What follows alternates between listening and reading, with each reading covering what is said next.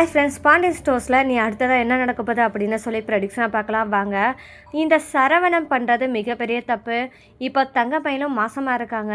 தன்னோட குழந்தைக்காகவாது நம்ம கரெக்டாக இருக்கலாம் அப்படின்னு கூட யோசிக்காமல் இப்போ உடனே டைவர்ஸ் கூட ஆகிறதுக்கு முன்னாடியே அஞ்சலின்ற பொண்ணை தேட ஆரம்பிச்சிட்டாரு. அஞ்சலின்ற பொண்ணு விரும்புறது மட்டும் இல்லாமல் கொஞ்சம் கூட மனசாட்சியே இல்லாமல் தங்கமேல்கிட்ட இருந்து கண்டிப்பாக டைவர்ஸ் கிடைச்சே ஆகணும். குழந்தை மட்டும் தனக்கு மட்டும் உரியது, அதனால கண்டிப்பாக குழந்தைய நான் வளர்த்துக்கிருவேன் அப்படின்ற ஒரு முடிவோடு இருக்கிற சரவணனுக்கு கண்டிப்பாக புத்தி வரணும் அப்படின்னு நீங்களாம் நினைக்கிறீங்கன்னா மறக்காமல் இந்த வீடியோவுக்கு லைக் பண்ணி தெரிவிங்க.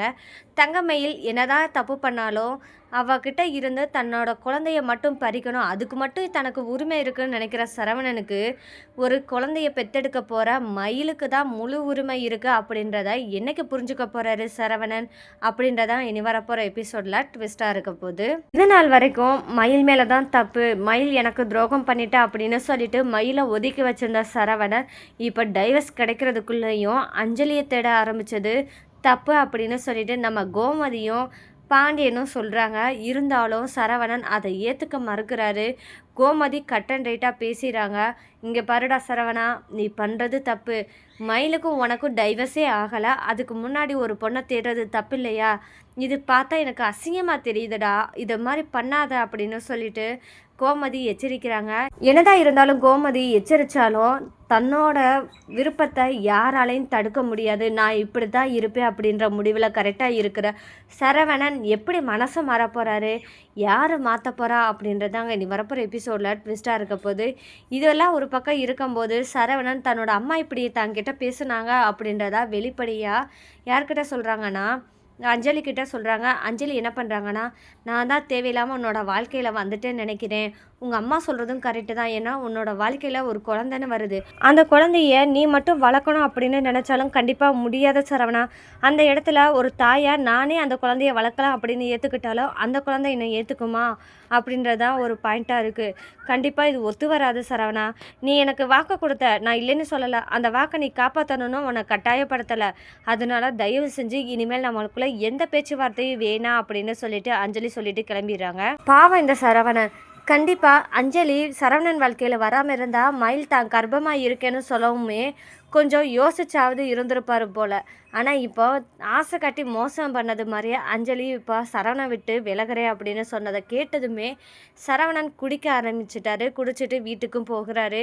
இந்த இடத்துல தான் கோமதி, ஏய் நில்லுடா சரவணா, எங்கடா போயிட்டு வரா அப்படின்னு சொல்லி கேட்கும்போது சரவணனோட முகத்தை வச்சே கண்டுபிடிச்சிடுறாங்க. ஏய் குடிச்சிருக்கியா அப்படின்னு சொல்லிட்டு கோமதி கேட்க, இல்லைம்மா அப்படிலாம் எதுவும் இல்லை அப்படின்னு சொல்லி மழுப்பா. அப்போ பாண்டியன் சொல்கிறாரு, அவன் முகத்தை பார்த்தாலே தெரியல கோமதி, அவன் குடிச்சிருக்கானு, விடு, என்னதான் பண்ணுறான்னு பண்ணட்டும் அப்படின்னு சொல்லிட்டு பாண்டியன் சொல்கிறாரு.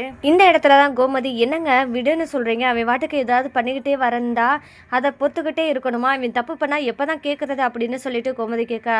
அப்போ பாண்டியன் சொல்கிறாரு, இங்கே பாரு கோமதி, அவன் என்ன சொன்னாலும் கேட்குற மனசு பயந்தே இல்லை அவனுக்கு. இந்த இடத்துல அவன்கிட்ட எப்படி சொல்லி புரிய வைக்கிறது? நம்ம எது நல்லதுக்குன்னு சொன்னாலும் அதை எடுத்துக்கிற புத்தியிலே அவன் இல்லையே கோமதி அப்படின்னு சொல்ல பாண்டியன். அப்போ என்ன செய்கிறது அப்படின்னு சொல்லி யோசிச்சு, இங்கே பாருடா சரவணா, இனி ஏதாவது இந்த மாதிரி பண்ணுற வைக்கிற அப்படின்னு தெரிஞ்சா அப்போ நான் என்ன செய்வேனே எனக்கு தெரியாது அப்படின்னு சொல்லிட்டு கோமதி சொல்ல, நீங்கள் என்னம்மா செய்வீங்க அப்படின்னு சொல்லிட்டு சரவணன் சொல்கிறாரு.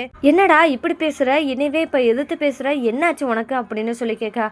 ஆமாம்மா, என்னோடய வாழ்க்கையில் நான் முடிவு எடுக்கிறதுக்கு எதுவுமே இல்லை, எல்லா முடிவும் நீங்களே எடுத்துக்கிறீங்க, எல்லாத்தையும் நீங்களே பண்ணிக்கிறீங்க. நான் முடிவு எடுத்தால் மட்டும் தப்பு தப்புன்னு பேசுகிறீங்க, என்னை என்ன தான் பண்ண சொல்கிறீங்க, என்னால் இருக்கவே பிடிக்கல, வாழவே பிடிக்காத மாதிரி இருக்குது அப்படின்னு சொல்லிட்டு சரவணன் சொல்ல, இதை கேட்டதுமே கோமதி, ஏய் என்னடா ஆச்சு, ஏன்டா இப்படி பேசுகிற அப்படின்னு கேட்கும்போது சரவணன் உண்மையை சொல்ல ஆரம்பிக்கிறாரு. ஆமாம்மா, மயிலுன்னு ஒருத்தைய என் தலையில் கட்டி வச்சிங்க, அவள் என் வயசில் மூத்தவன்றதை மறைச்சிட்டா. ரெண்டாவது ஒரு தடவை மாசமாக இருக்கேன்னு சொல்லி அப்பையும் ஆசை காட்டி மோசம் பண்ணிட்டா. ரெண்டாவது வாழ்க்கையில் பார்க்காத பொய்யெல்லாம் பேசி என்னை ஏமாற்றிட்டா. என்னை மட்டும் இல்லை, உங்களையும் ஏமாற்றிட்டா. இப்படிப்பட்ட ஒருத்தி என்னை கல்யாணம் பண்ணி ஏமாத்துனதும் இல்லாமல் இப்போ நானாக ஒரு பொண்ணுகிட்ட போய் பேசினாலும், என்னடா நீ எதுக்குடா இப்போ டைவர்ஸ் ஆகுறதுக்குள்ளே இன்னொரு பொண்ணை பார்த்து பேசிக்கிட்டு இருக்க, இது நல்லாவா இருக்குன்னு கேட்குறீங்க? இப்படிலாம் இருந்தால் என்னோட விருப்பத்துக்கு நீங்கள் சரி அப்படின்ற மாதிரி இல்லையேம்மா, எனக்கு ஏற்ற மாதிரி நீங்கள் இல்லையே, என்ன புரிஞ்சுக்கிறதுக்கு இந்த வீட்டில் யாருமே கிடையாது. அதனால தான் சரி வெளியே அந்த பொண்ணுகிட்ட பேச நீ ஏன் அவகிட்ட பேசுகிற, இனிமேல் அவகிட்ட பேசக்கூடாது அப்படின்ற எல்லாம் சொல்கிறீங்க.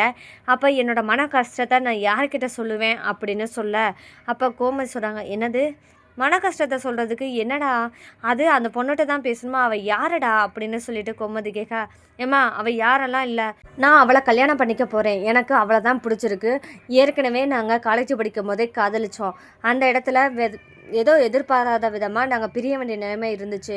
இப்போது என்னோடய வாழ்க்கையிலையும் இந்த மாதிரி துரோகத்தை பார்த்ததுக்கப்புறம் இன்னும் நான் மயிலை ஏற்றுக்கணும்னு நீங்கள் நினச்சிங்கன்னா கண்டிப்பாக அது நடக்கவே நடக்காது. என்னோடய வாழ்க்கையில் மயில் வரவே மாட்டா. நான் கல்யாணம் பண்ணிக்கணும்னு ஆசைப்படுறது அஞ்சலியை தான். அதனால் நான் அஞ்சலியை தான் கல்யாணம் பண்ணிப்பேன் அப்படின்னு சொல்லிட்டு சரவணன் தன்னோட முடிவை சொல்லதுமே பாவம் கோமதியும் பாண்டியனும் அதிர்ச்சி ஆகுறாங்க. அப்போ பாண்டியன் இதை கேட்டதுமே அதிர்ச்சி ஆனது மட்டும் இல்லாமல், ஏய் சரவணா என்னடா நினச்சிக்கிட்டு இருக்க, என்னதான் புரிஞ்சுதான் பேசுறியா?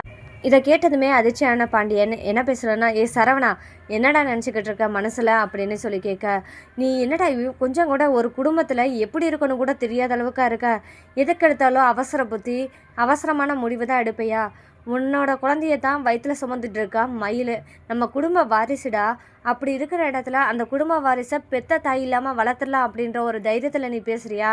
கண்டிப்பாக இது நடக்கவே நடக்காது. ஒரு பிள்ளைய பெத்த தாயிட்டேருந்து பறிக்கிற உரிமை யாருக்கும் கிடையாது. அது கண்டிப்பாகவும் நடக்காது. எப்படிடா சரவணா இப்படியெல்லாம் நினைக்க ஆரம்பிச்சிட்ட, இப்போ அந்த குழந்தை இல்லாமல் நீ இன்னொரு வாழ்க்கை கூட வாழலாம் அப்படின்ற அளவுக்கு கூட இருப்ப போலையே அப்படின்னு சொல்லி கேட்க, அப்படிலாம் இல்லைப்பா, அது என்னதான் இருந்தாலும் அது என்னோட குழந்தை, நான் அவர்கிட்ட விட்டு கொடுக்க மாட்டேன், என் குழந்தை அவகிட்ட வளரக்கூடாது அப்படின்னு சொல்ல, என்னது உன் குழந்தை அவகிட்ட வளரக்கூடாதுன்னு சொல்கிறதுக்கு உனக்கு என்னடா உரிமை இருக்குது? அவள் 10 மாதமாக சுமந்து பெற்ற பிள்ளைய அவள் எப்படி உங்ககிட்ட கொடுப்பான்னு நீ நினைக்கிற? கண்டிப்பாக கிடையவே கிடையாதுடா. இப்போவும் சொல்கிறேன், தங்கமேல் செஞ்சதெல்லாம் தப்பு தான், உனக்கு துரோகமே பண்ணிட்டாங்க வச்சுருக்கோ, நான் இல்லைன்னே சொல்லலை, அதெல்லாம் மன்னிக்க முடியாத தப்பு தான். ஆனால் அந்த பொண்ணு இப்போ மாசமாக இருக்கா, நீ இந்த இடத்துல அவளை கூட இருந்து தாங்குற இடத்துல இருந்தோ அந்த இடத்துல நீ அது பண்ணலை. அந்த பொண்ணும் உங்ககிட்டருந்து எந்த எதிர்பார்ப்பும் இல்லாமல் நம்ம வீட்டில் எந்த உதவியும் தேவையில்லை, நான் சுயமாக இருந்துக்கிறேன், என்னோடய பிள்ளைய பார்த்துக்கிறேன் அப்படின்னு சொல்லிட்டு வைராக்கியமாக இருந்து குழந்தைய பெற்றுக்கணும் அப்படின்னு நினைக்கிற பொண்ணாக இருக்கா. அப்படி இருக்கிற பொண்ணை நீ ஏன்டா இவ்வளோ கஷ்டப்படுத்துறதுன்னு நினைக்கிற? இங்கே பாரு சரவணா, உனக்கு என்ன தோணுதோ அதை பண்ணிடுறேன்னா பண்ணிக்கோ. உனக்கு இன்னொரு பொண்ணு கல்யாணம் பண்ணிக்கணும், உனக்கு மயில் வேணும் அப்படின்னு நினச்சா மயில்கிட்ட இருந்து நீ குழந்தைய கேட்கக்கூடாது. அது மட்டும் இல்லாமல் நீ வேற ஒரு பொண்ணை நீ கல்யாணம் பண்ணணும்னு நினச்சேன்னா அப்பா அம்மானு எங்களையும் மறந்துடு அப்படின்னு சொல்லிட்டு தன்னோட முடிவை சொல்லிடுறாரு. அப்போ தான் சரவணனும் என்ன சொல்கிறாங்கன்னா, ஓ உங்களுக்கு என்னை விட அந்த தங்கமேல் தான் முக்கியமாக போயிட்டா, அது மட்டும் இல்லாமல் தங்கமேல் வயிற்றில் வளர குழந்தை மேலே தான் அக்கறை அதிகமாக இருக்குது, என் மேலெல்லாம் கிடையாது, நான் எக்கேடு கெட்டு போனாலும் பரவாயில்ல, உங்களோட ஆசை நடந்தால் மட்டும் போதும், உங்களோட விருப்பம் நடந்தால் போதும், உங்களுக்கு உங்கள் பேர குழந்தை இந்த மாதிரி வந்தால் மட்டும் போதும் அப்படின்னு மட்டும் தான் நினைக்கிறீங்க. என் வாழ்க்கையில் என்னோடய சந்தோஷத்தை பற்றி யாரும் நினைக்காத போது நான் யார் வேணும்னு நான் ஏன் நினைக்கணும் அப்படின்னு சொல்லிட்டு சரவணன் எடுத்தெறிஞ்சு பேச, அப்போ வந்த கோவத்துக்கு கோமதி என்ன பண்ணனா பலார்னு அற விட்டுறாங்க. இங்கே பாருடா சரவணா, இதுக்கு மேலே எதுவும் பேசாத, பேசாமல் அமைதியாக போயிடு அப்படின்னு சொல்லிட்டு சரவணன்கிட்ட சொல்கிறாங்க கோமதி.